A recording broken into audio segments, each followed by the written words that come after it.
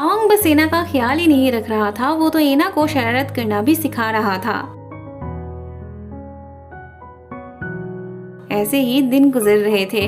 गांव शायद एक स्टेप आगे बढ़ने की सोच रहा था, पर ऐसे में अचानक से एना के क्रश के दिल में भी उसके लिए प्यार उभर आता है।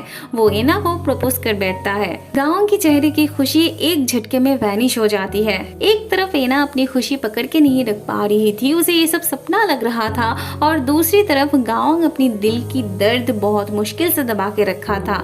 अगले दिन एना का क्रश उनके रिलेशन को सीक्रेट रखने के लिए कहता है। एना भी मान जाती है, पर गांव को और भी ज्यादा गुस्सा आता है एना को प्यार में अंधी होते देख। एना हील नहीं पहनती थी, पर उसके क्रश के लिए उसे वो भी करना पड़ता है। वो एना को उसी बदतमीज क्लाइंट से मिलवाने ले जाता है जिसने एना को इंसल्ट किया था। वो तो आज भी उसे बातें सुनाता है, पर एना का क्रश चुपचाप उसे इंसल्ट होते हुए देखता है। बाद में एक एम्प्लॉय एना को पियानो बजाने के लिए कहता है, तो एना पड़ जाती है मुश्किल में। वो अपने क्रश से बार बार ये वो कह के बात को टालने की कोशिश करती है, पर वो भी उसे पियानो बजाने के लिए कहता है। एना तब गांव से रिक्वेस्ट करने लगती है, पर गांव का पियानो बजाना उसके मूड के ऊपर डिपेंड करता था, और अब तो उसका मूड बिल्कुल भी अच्छा नहीं था। एट द एंड एना को ही मना करना पड़ता है, जिस वजह से उसे अपने क्रश से बहुत बातें सुननी पड़ती है। घर आके एना गांव से झगड़ा करने लगती है, तो गांव हेडफोन पहन के जोर से गाना सुनने लगता है। अगले दिन एना अपने क्रश को बार बार मैसेज करती जाती है, पर उसका कोई रिप्लाई नहीं आता।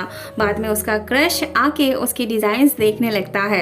उसे भी उसके काम का कोई कदर नहीं था। वो तो उसे लड़की समझ के निगलेक्ट करता है, मतलब ये सब लड़कियों का काम नहीं है, ऐसा कहता है।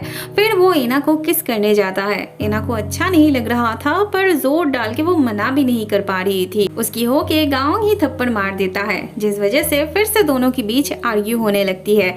एना को गांव पे बहुत ज्यादा गुस्सा आ रहा था। गांव उसे समझ नहीं रहा था, इसीलिए उसे दर्द भी हो रहा था।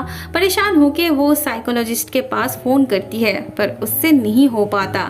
गांव को म्यूजिक बहुत अच्छे से आते थे। एक बार डायलर टोन सुन के ही उसे याद था कौन सा नंबर एना ने डायल किया था। बाद में वो साइकोलॉजिस्ट को फोन करके सब कुछ अच्छे से जान लेता है। उसके बाद बस एक्शन की देरी थी। अगले सीन में हम देखते हैं एना का क्रश उसका बर्थडे सेलिब्रेट कर रहा होता है। आज फिर से वो एना के साथ इंटीमेट होने की कोशिश करता है। तभी गांग एना से डिस्कनेक्ट होने के लिए सीढ़ियों से नीचे गिरने लगता है। गांग के सर पे चोट लगने पे एना को भी सर पे दर्द महसूस होती है।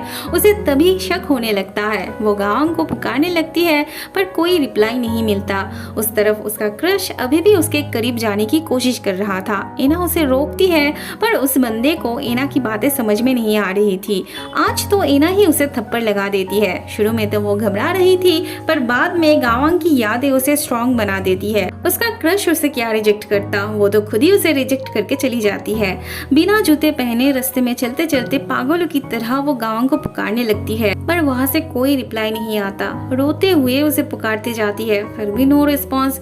बीच सड़क पे बैठे बैठे बेचारी रोने लगती है। अगले दिन एना ब्रेड के ऊपर तीखा अचार डाल के खाने लगती है। खाते खाते अपनी तबीयत खराब कर लेती है, पर फिर भी कोई रिप्लाई नहीं आता। उससे और बर्दाश्त नहीं हो रहा था, तो वो अपने दोस्त से सब कुछ शेयर करती है। उसे इतना दर्द में देख के वो एना को जर्मनी में गांव के पास जाने की एडवाइस देती है। एना भी बिना वक्त बर्बाद किए गांव का बताया हुआ एड्रेस का नोट ढूंढ के फोन को पानी में डुबो के निकल पड़ती है, पर वहां जाके उसे पता चलता है गांव अब इस दुनिया में नहीं रहा।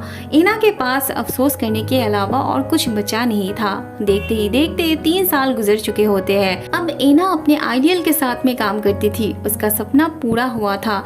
एक एम्प्लॉय आके उसे एक नोवेल देके जाती है। एना हर वक्त एक म्यूजिक सुनती थी, तो उसे ही सुन के उस एम्प्लॉय को नोवेल के साथ रिलेटेड लगा था, इसलिए वो एना को वो नोवेल पढ़ने दे जाती है। वैसे एना अब कितनी ज्यादा सक्सेसफुल बन चुकी थी, वो तो उसके आइडियल के साथ उसका रिलेशन देख के ही पता चल जाता था। बाद में एना जब उस नोवेल को पढ़ना शुरू करती है, तब उसमें लिखी हुई एक एक बात उसे गांव की याद दिलाती है। आज उसके सामने सब कुछ क्लियर था। दरअसल उस दिन गांव के सर पे बस थोड़ा सा ही चोट लगा था। उस दिन के बाद से गांव फिर से अकेला पड़ चुका था।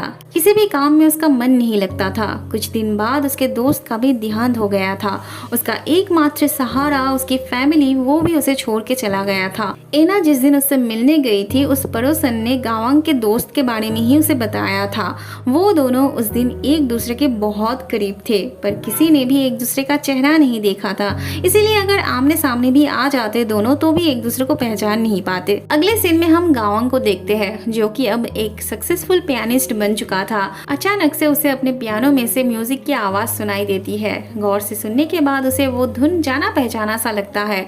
वो तब दौड़ के जाने लगता है। आके वो एक लड़की को पियानो बजाते हुए देखता है। पास आके उसके हाथों में ग्लव्स देख के उसे समझने में जरा सा भी वक्त नहीं लगता कि यही उसकी एना थी। दोनों की कहानी जहाँ पे खत्म हुई थी, आज फिर से वही से शुरू होती है। दिमाग से जुड़ के जिस रिश्ते की शुरुआत हुई थी, आज सही मायने में वो रिश्ता दिल से जुड़ जाती है।